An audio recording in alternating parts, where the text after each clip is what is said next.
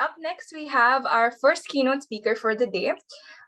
Dr. Bejoy K. Thomas is currently an associate professor in humanities and social sciences at IISER, Pune. He is also the chair of the Center for Water Research at IISER, Pune. Welcome, Dr. Bejoy. He holds a PhD in development studies from Tilburg University, Netherlands. He is also a fellow at ATRI in Bangalore for a decade until 2019, as well as the Royal Bank of Canada visiting fellow at the Water Institute at the University of Waterloo. He has also been a visiting fellow at the Leo Institute for Global Issues at the University of British Columbia.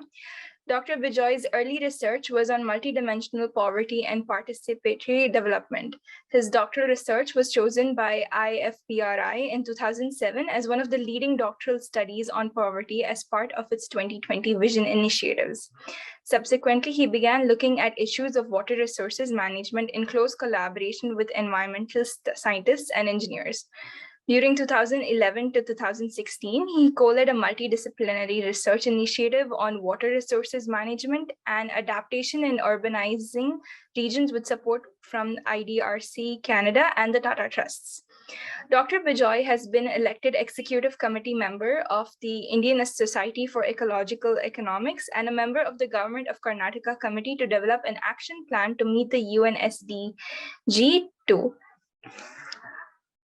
Given his expertise in humanities and sustainability, the Biology Society is honored to have him conduct a session on working in a crisis discipline, perspectives on environment and development.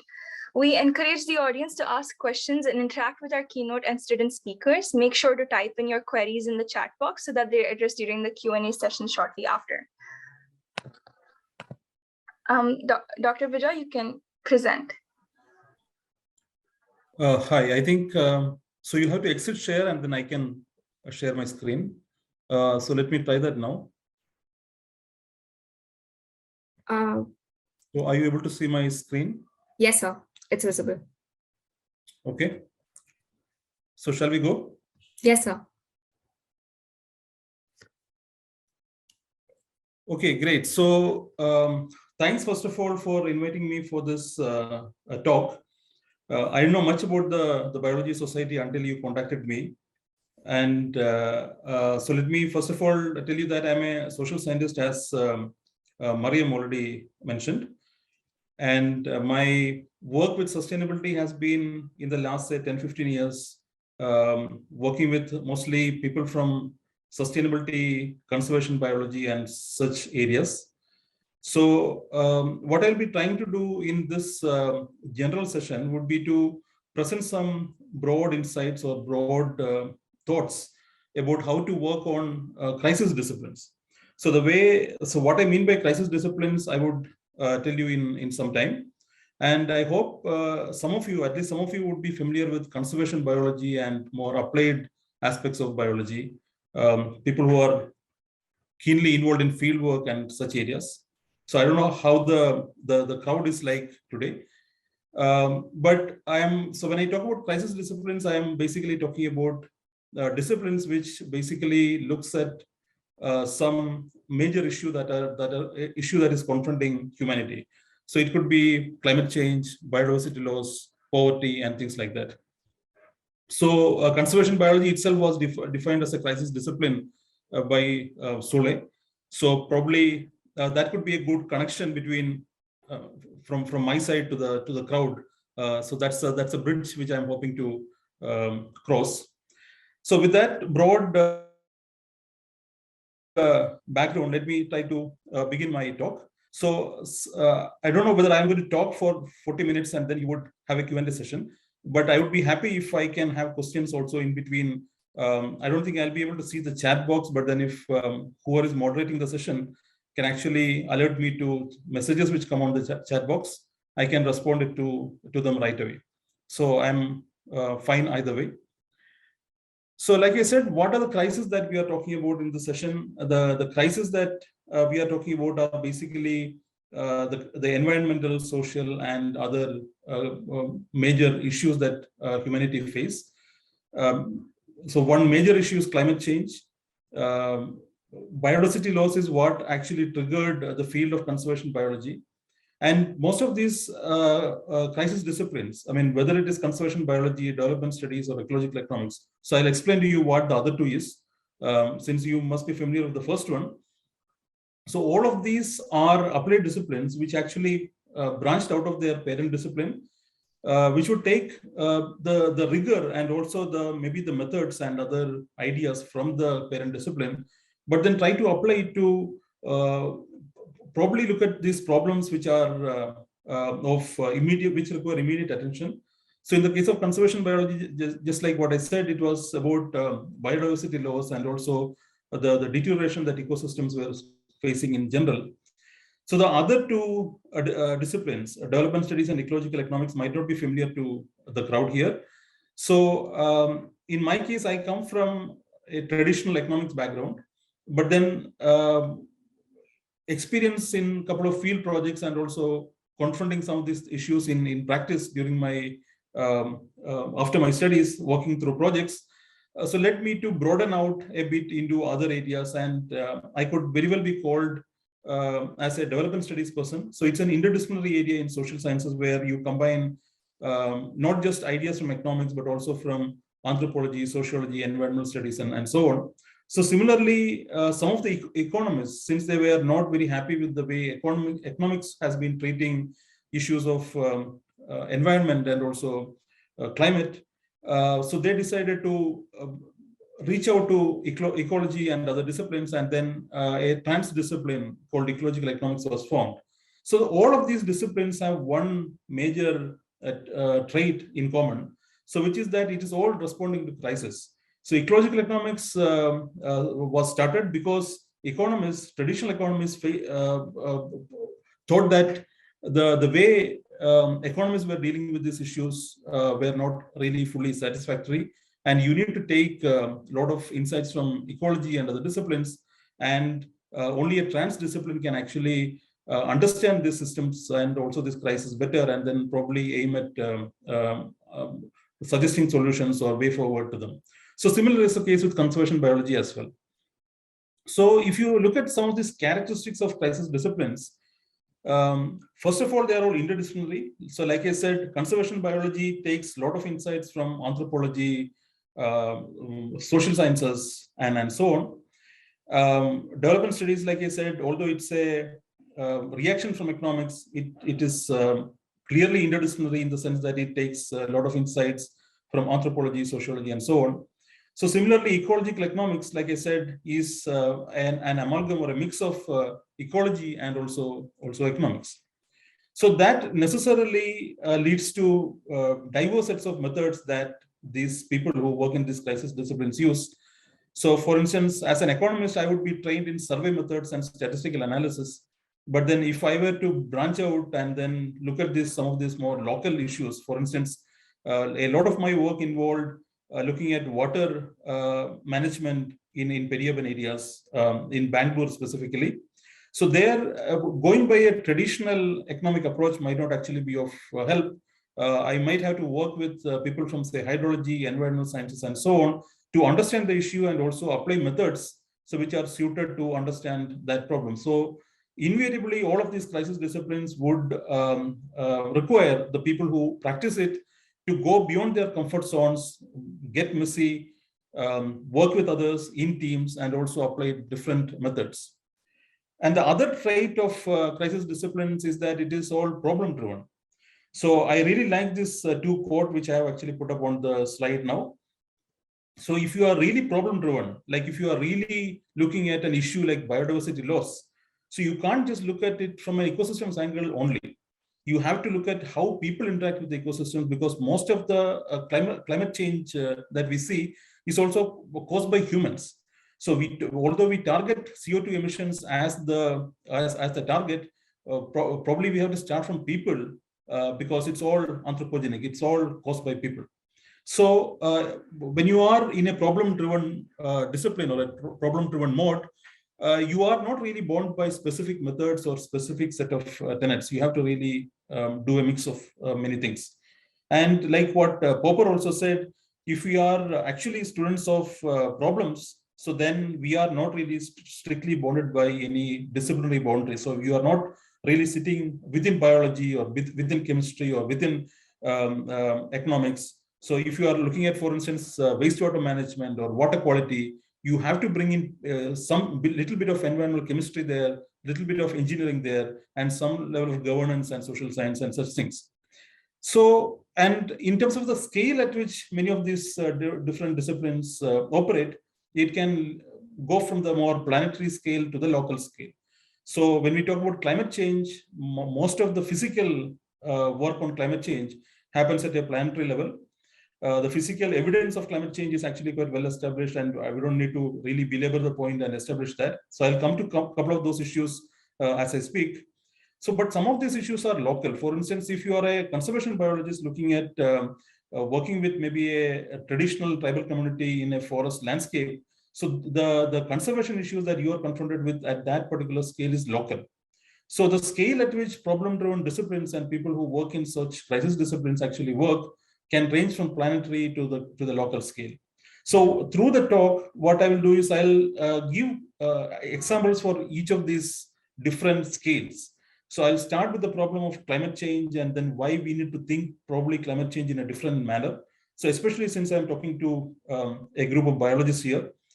And also I'll present later on a couple of slides and also make some points from my own study in Bengaluru on water management, where I said I had to work with people from different disciplines and also communities and policymakers and so on. So there, in all these cases, so you'll have to be very eclectic, very very innovative, creative, and also quite self-reflective as well. So I'll come to these illustrations as we go forward. But what I want to focus my talk on is the question of impact and the solutions that we come up with in this particular approach. So, so one might actually ask the question, so there is so much evidence on climate change, as in the physical science evidence on climate change, but why are people not doing anything about climate change? So that question actually necessitates going beyond the physical science of climate change and then probably going to the more politics, the way people behave, the behavioral aspects, the economics, societal issues, and so on. So, and probably the way we gather evidence in sciences or in social sciences, when I use the label science here, I'm actually using the label to encompass both sciences and social sciences. So when we gather evidence through whatever protocol we do, whether it is in our lab, whether it is in the field, whether we do modeling, so how much evidence is enough, and then how much evidence should be there to convince decision makers and policy makers or agents to actually effect change?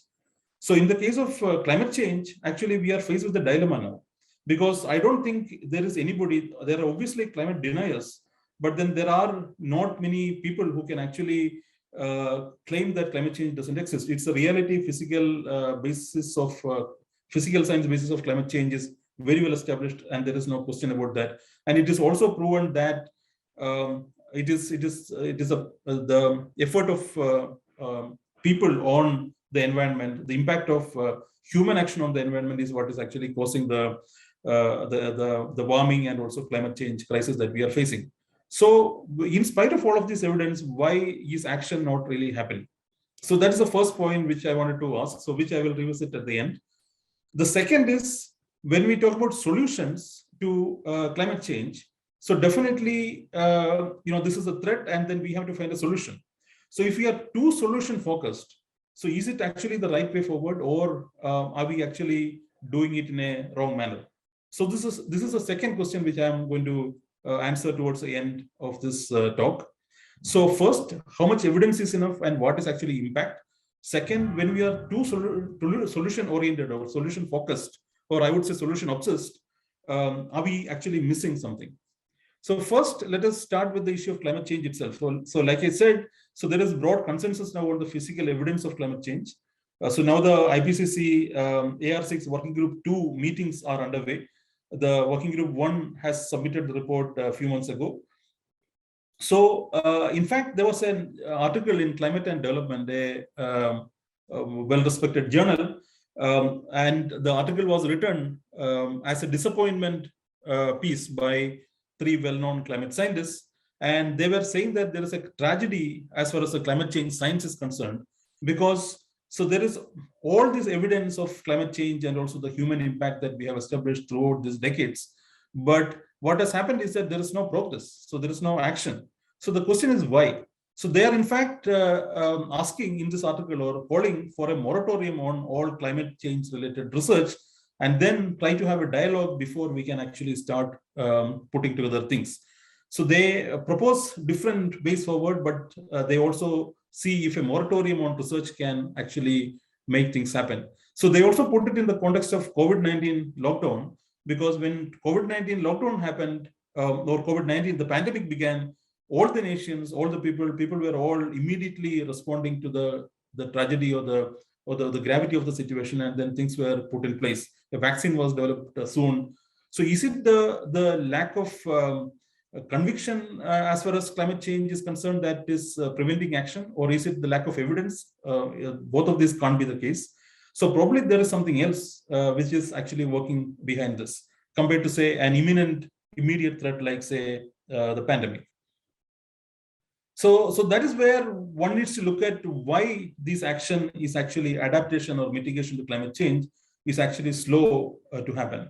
So there we have to look at the social, political, and institutional dimensions. So there are multiple layers of arguments on this.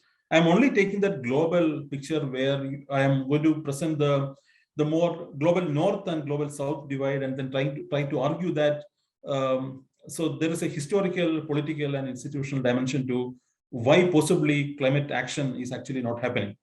So if you look at the global north and the global south, so by global north, I mean people, the countries who are in the West, US, Europe, and so on, and south, which would include Latin America, India, and also China.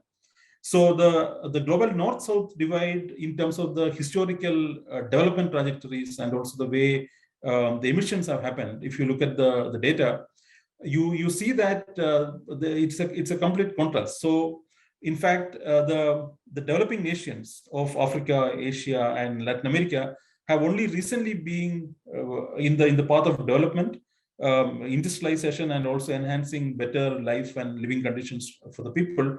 Whereas in the West, so it has happened from the Industrial Revolution period itself. So historically speaking, so there is a carbon debt or a carbon credit which the global south can actually claim. So this is a major political point which India also made very clear in the COP26 negotiations a few months ago. So this news report from CNN Business is actually quite illustrative and quite illustrative of what I just said. So this talks about Nigeria.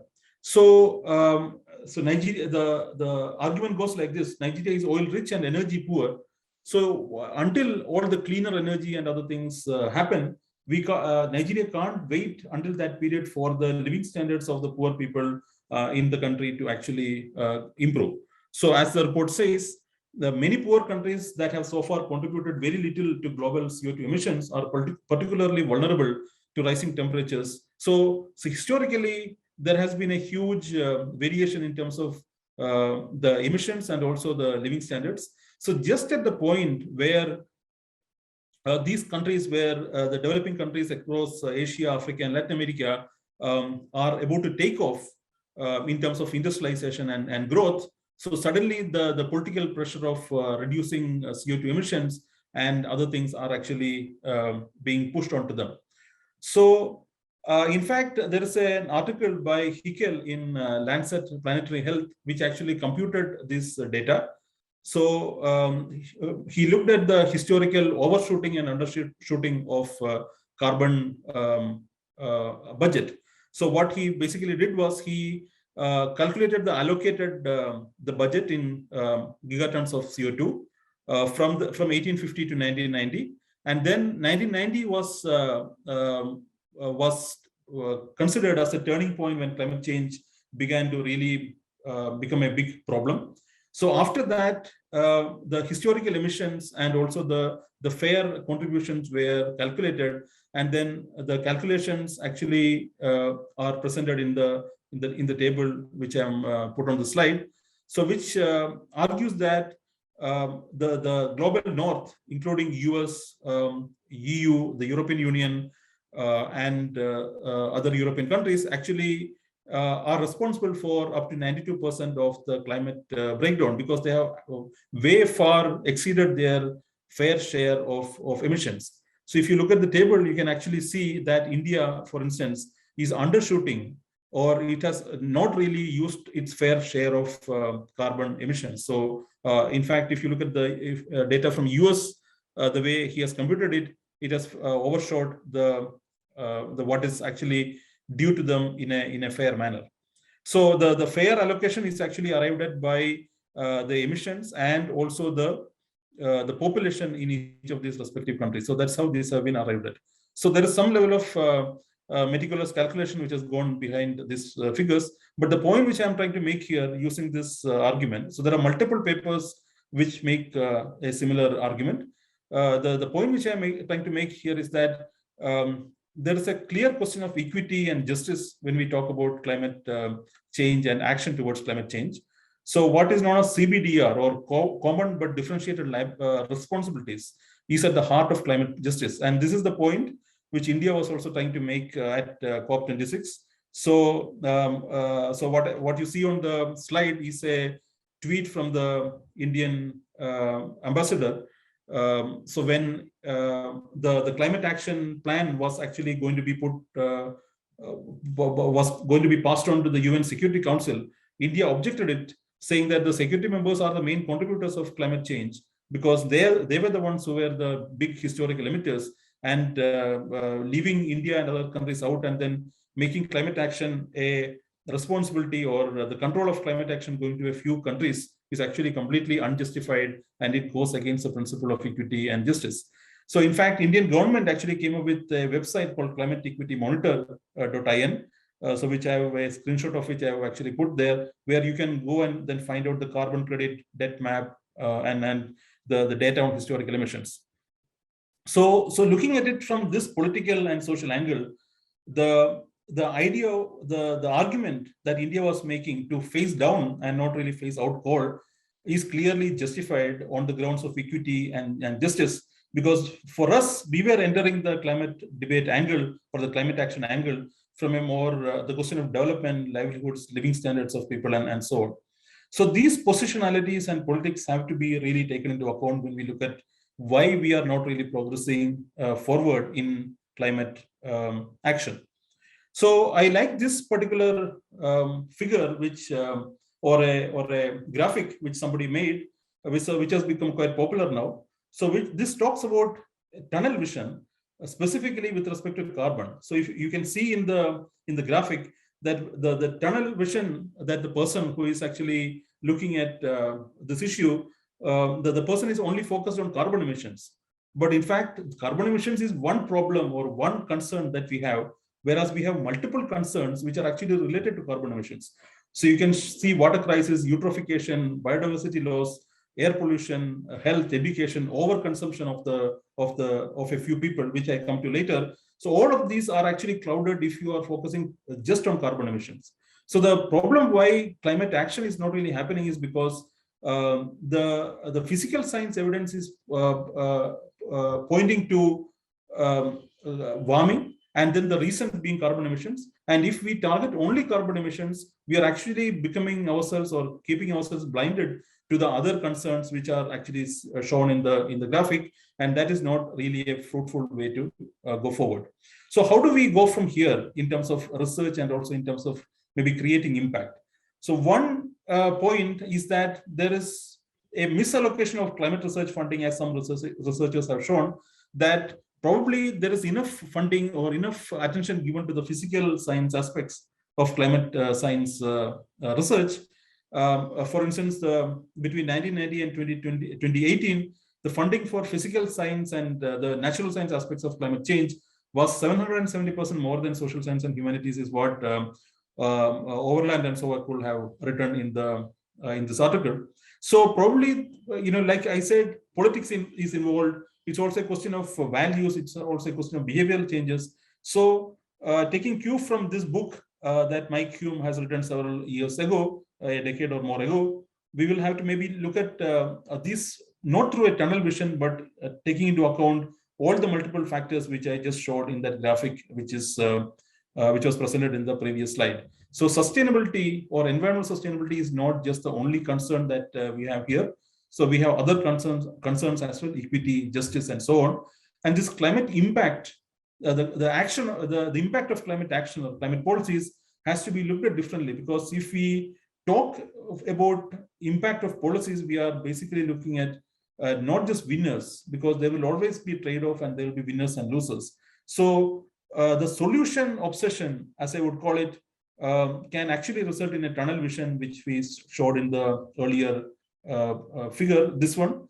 That tunnel vision has to be avoided. So in fact, it is not just climate change, so which is facing the tunnel vision, but we see the tunnel vision of people working on environment in many spheres, including during COVID-19. So you must have seen some of these reports which appeared in newspapers and popular media last year or 2 years ago. So first is you are able to see the Himalayan range from Jalandhar, because after COVID-19 lockdown, there was no pollution and then air was clear, so you could see it. So then there were news reports from Bengaluru which suggested that water bodies are cleaner, and probably this is an environmental revival which is happening. And in fact, there were studies which were also showing similar account, where COVID-19 lockdown had an impact on air quality in different cities in India. So in fact, again, what I'm trying to argue here is that only by looking at air quality improvement or environmental improvements during a big calamity like COVID, we are actually looking at sustainability and environment through a tunnel vision, and we are actually making us oblivious to other factors, including the migrant crisis, including the livelihoods loss and other things. So in fact, we did a quick analysis of air pollution of different cities in India. And in fact, we were arguing during that time, midway through the lockdown, that this is going to be temporary. And as you can see, these are air quality data from the last 4 years, from 2017 to 2020. And you can see that the downslide in air quality, the improvement in air quality actually had to do with not just a lockdown, but also periods where air is generally fresh and clean. And also after the lockdown, as expected, there was a huge upswing, and then things were back to square one. So the environmental improvements, if at all, were really momentary, and probably it was too early to celebrate about environmental revival, but that was also impacted by, or that was also fueled by the tunnel vision argument, which I was making earlier. Because if you just look at the environmental improvement, then you are really keeping yourself not really attentive to the social and economic impact which happened, including the massive slowdown in growth, unemployment. And in fact, it was not just the agriculturists who were affected in the initial stage. In the later stage, as the pandemic, as the lockdown progressed, even people who were the so-called middle income category, the middle category households, were also facing severe decline in consumption, especially in that middle quintile of the population. So this is based on a estimate, based on a survey by the World Bank, which is nationally representative for the major affected parts of India.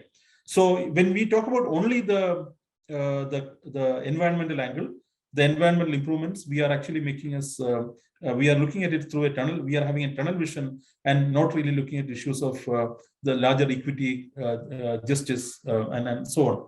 So in fact, when we look at lockdown, we also have to look at it in terms of the context in which we are actually looking at the improvements. So even if you look at consumption of people and their environmental impact, so there have been quite a bit of studies on the drivers of carbon footprint in households and different regions in India. So what you see on the right hand side is something which we ourselves did, where we divided population into quintiles, and then we looked at the expenditure that people do on food, non-food, and luxury items. And as expected, the expenditure on luxury items is higher as a proportion for the people who are at the higher income levels. So which is also environmentally unsustainable, because most of the high carbon footprint is actually happening from the upper deciles of population who are engaged in luxury consumption, which is much more environmentally impactful rather than the basic necessities of food and other things. So and there was also this other argument that since environment has improved, so this is also a opportunity for probably the world and also India to maybe look at maybe a different idea of economic growth and development. So probably we should all degrow and then limit ourselves. But then that is also a very magical thinking, as Milanovic calls it, because if we were to really reduce consumption to just sustainable levels, so then we will have to bring 86% of all the world population to the mean income at the world average. So which would be politically completely untenable. So when we look at environmental sustainability through all of these very limited tunnel vision perspective, there are such dangers which we are actually overlooking. So I will. So this is the last case which I wanted to show. So I showed how the tunnel vision argument can or the tunnel vision danger can happen at the more global level when you look at issues of climate change and so on, and also the way some people viewed how things were happening during COVID-19 lockdown. So the tunnel vision can also happen when people are actually working in the field or looking at problems at a more local scale. So here I will just take this example from my work in Bangalore, so which was from 2011-12 to 2017-18. So we were looking at what was called the Arkavati sub-basin, so which used to be the major water provider for Bangalore. And what used to be a major concern at that point was that Bangalore was going to face the imminent danger of being, running out of water. So there was also this argument which many observers were making, that Bangalore is going to become the next Cape Town. So I hope some of you know that Cape Town literally ran out of water, and then it had to ration water, and there was a huge crisis.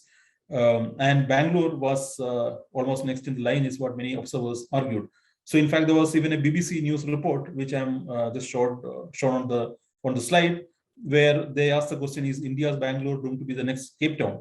So CSE also came up with the report. I'm sure most of you know CSE.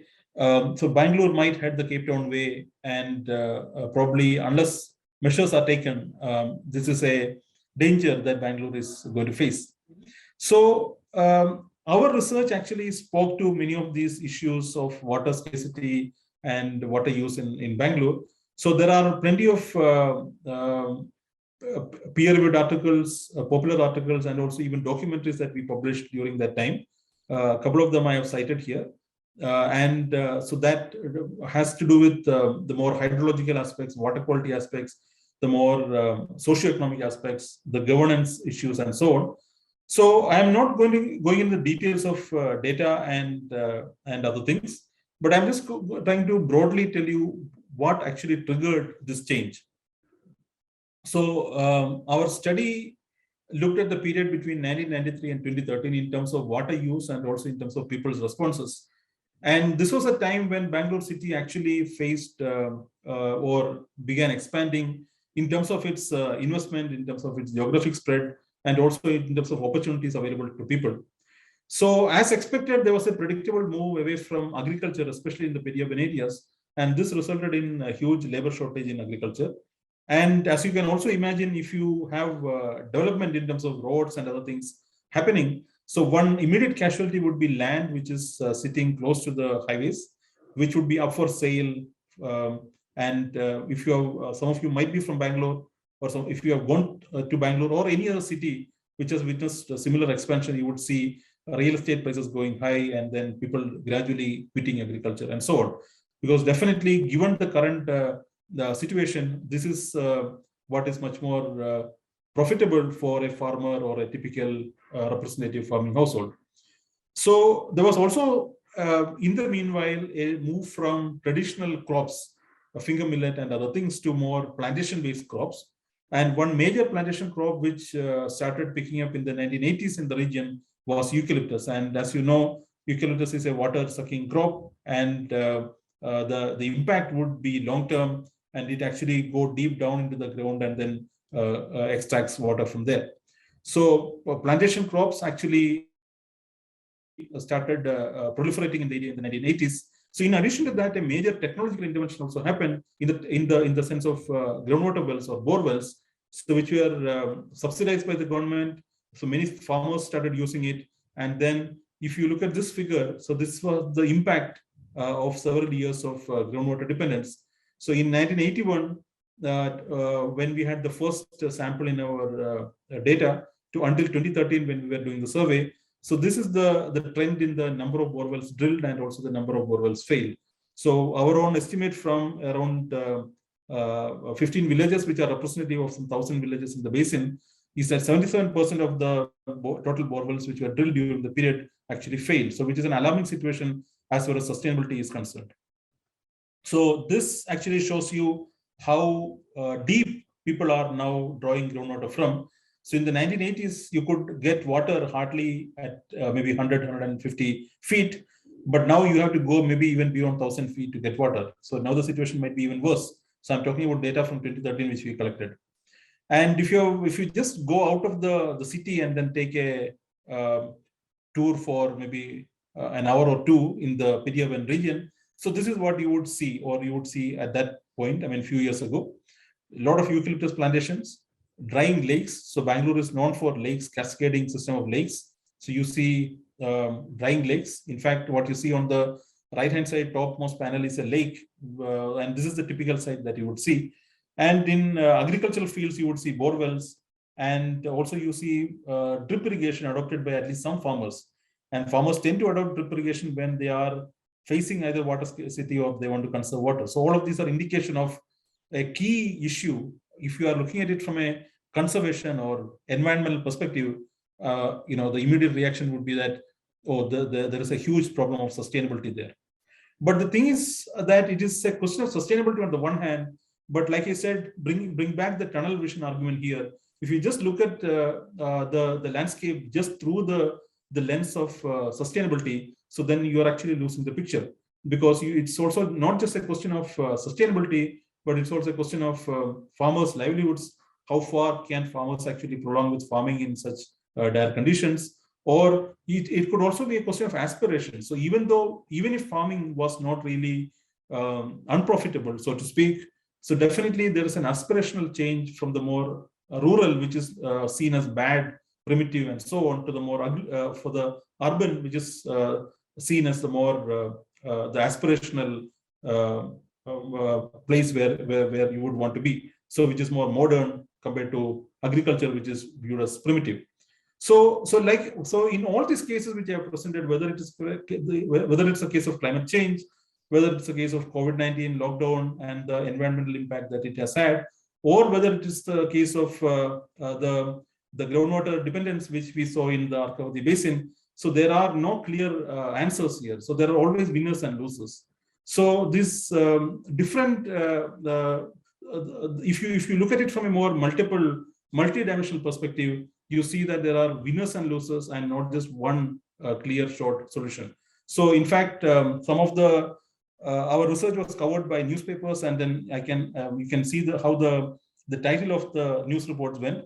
Farmers near Bangalore use water-intensive crops, farmers exploit groundwater, and so on.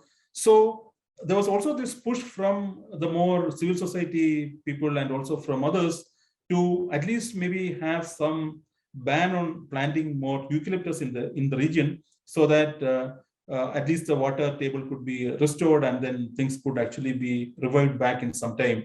And there was, in fact, even the High Court agreed for such a ban in 2017. But like I said, maybe the environmentalists there were making only a tunnel vision argument, because for them everything was focused on probably eucalyptus and water. So that is why they got the court to maybe have a ban on the planting of eucalyptus. But then in 2019, the farmers actually filed an appeal, and then the High Court actually stayed the ban on planting eucalyptus trees, and then things were back to square one. So going back to the point, when we talk about impact, when I began the talk, I was telling you that there were two things which we have to keep in mind when we are working in crisis disciplines. One is about the question of impact. So what is the impact that we are going to achieve? So for a person who is working in conservation biology, biodiversity loss, so I mean, sustainability is a core concern. So here, as we already saw, there are no easy answers here. So it's actually a complex situation that you see in front of you. So the second is about the obsession with solutions. So if the solution is about banning eucalyptus or banning maybe further digging of borewells, so it has huge casualty in the form of the impact on farmers, so which is clearly untenable. So there are multiple aspects to this problem, just as the climate problem or the COVID response that we saw in the beginning. So just to sum up and then try to maybe put forward some broad pointers as to how you as a group of students, or we generally, when we look at more problem-driven crisis disciplines, probably the broad pointers which I would like to flag would be one. It is always important to speak to salient problems. So climate change definitely is a salient problem. Groundwater crisis is a salient problem.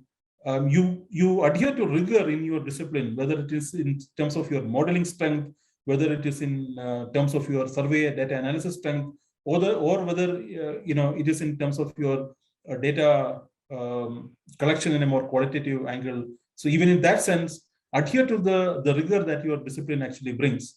But then you have to then probably stop short of advocating a particular position as an activist.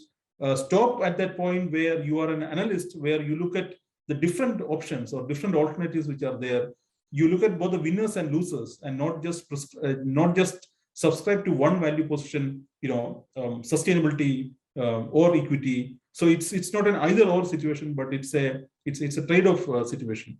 So don't be really obsessed with solutions, but you have to look at the winners and losers, present the different alternatives, so that the analysis is actually coming to the fore and not really a particular position that you would perhaps advocate. I mean, you could do that, but then as a person who is working in a discipline, in a crisis discipline, probably a much more fruitful way of doing things would be to look at both the winners and losers and lay out the different alternatives so that the decision makers can actually choose from there.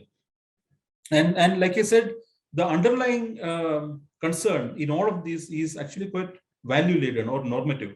So if you are looking at it from a purely carbon-centric viewpoint, like the tunnel vision which we saw, so you are looking only at sustainability as a concern. So you are not looking at the historical emissions, you are not looking at the wider picture. So you're not giving enough attention to equity, fairness, or justice. You're looking only at environment, and that's a very, very narrow perspective. So be aware of also the other normative concerns or the value positions that might be out there, not just getting restricted to environmental sustainability, but also the other aspects. And finally, the core point which I've been emphasizing throughout is that don't fall into the trap of this tunnel vision. So even in your research or in your advocacy roles, so it is important that you see the multiple factors and also the multiple potential outcomes and the winners and losers, as I always say, out there. And this is actually quite a bit of a self-reflective and eclectic process, because you apply certain methods, you apply certain concepts. Unlike you work in a more modeling fashion or in a lab setting, when you actually work in the field, speaking to decision makers either at the local level or at the regional or global level. So it's a process of correction and also more self-reflection, rather than a linear process of you making some hypothesis, gathering evidence, and then either refuting or accepting it, and then providing solutions. So it's not a linear process. It's a much more complex, eclectic, self-correcting, long-term process. So I would end my talk at that point, and I'll take questions. I don't know whether there have been any questions until now. Thank you so much, Dr. Bejoy. So far, there are no questions in the chat box. but people can feel free to unmute and ask as well.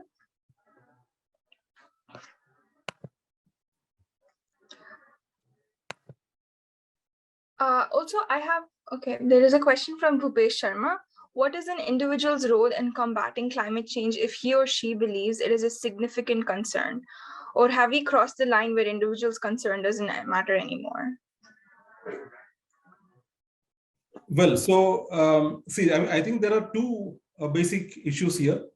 I mean, all of us, I mean, including me, are really concerned about climate change and also other pressing issues. So, I mean, and definitely, even if we don't agree to that, it is indeed a pressing concern. I mean, it's a significant concern if we actually believe in science and if we actually believe in physical science. So the question is not really about we agreeing upon whether climate change is actually a concern or not. So it is about the action that we are going to take. Because if a simple example would be at an individual level, if all of us were to calculate our own carbon footprint, so I'm sure that people who are at the more middle class level in India, who would be at the top, say 10-20% of the income share, would actually be finding their footprints to be much more than what they actually think. So in fact, I give this exercise. So if, one good exercise that people could do would be to go to WID.world. So it's a website which has lots of data on incomes of people.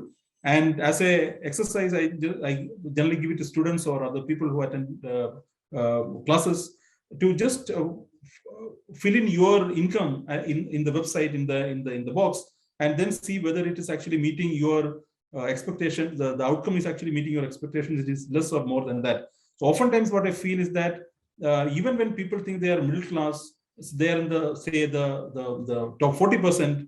After once the results are out, they actually seem to be ending up in maybe the top 10 or 15%. So all of the middle class people in India, the so-called middle class, are actually the top 5% income earning people. And this is only talking about income. So wealth is in addition. So what you actually inherit.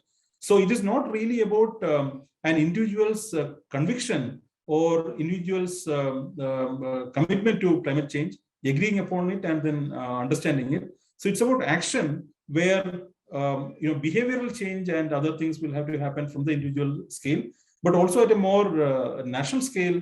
So we will have to look at many of these nuances which I talked about, which has to do with historical emissions, lifting people out of poverty, because we can't really do without coal, at least in the near foreseeable future. We can maybe cut down on coal gradually, but then we can't say no to coal immediately. We can, like the Indian position that way is quite fair and very good, keeping in mind the interest of not just poor people in India, but also in the global south, that gradually there could be a phase down in coal, but not a phase out. So I think these responses are what actually matters, and not really individual conviction. So I don't think there is any disagreement on that at all.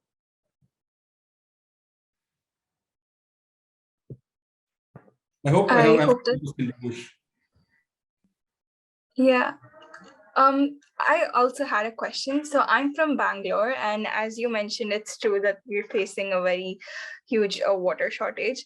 But my question is, there are other states in India as well that have a lot of agricultural practices or grow water absorbing plants. But why isn't there such a big shortage there, say like in Maharashtra or any other place up north? Well, part of it has to do with the water endowment of the region. I mean, so for a long while I was in Bangalore and now I'm in Pune. So Pune has been a water-rich region. Traditionally, it has been very well water endowed compared to, say, Bangalore. And so partly it is the way the landscape is, and also partly it's about water management. So once a city actually grew, so this is a myth that many people actually have, that when we even talk about resilience, so I don't know if, since you're biologists, you might know this idea of resilience. And in policy as well, resilience is a very kind of a buzzword or a catchphrase these days. And they use the catchphrase urban resilience to signify that urban areas will have to be self-sufficient in terms of its material, labor, environmental resource, and other requirements. But in fact, when a city grows, it actually, it goes without saying, without any data or evidence, that it has to draw upon resources, including labor, including water and other things from all the regions that is around it. So in the case of Bangalore, I think the game was even lost from maybe the late 90s, when Bangalore started heavily depending on Kaveri for its water supply. And in addition to that, investing also in borewells in the city itself. So it's, to respond to your question, it is partly the issue of management, partly the issues of geography. I think in terms of geography, Bangalore is probably, sitting in a rather unfortunate situation compared to, say, Pune, for instance. So it's a mix of both. Okay. Does anyone else have any questions?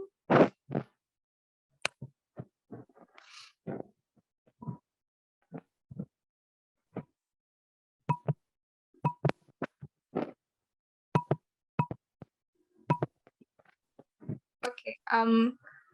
I think that's about it. Thank you so much, Dr. Bejoy, for enlightening us with this session. It was very informative, and I've learned a lot of new things, and I can say the same for the rest of the people attending the meeting. Next, I think Sonali will continue with the buffer event. Yeah.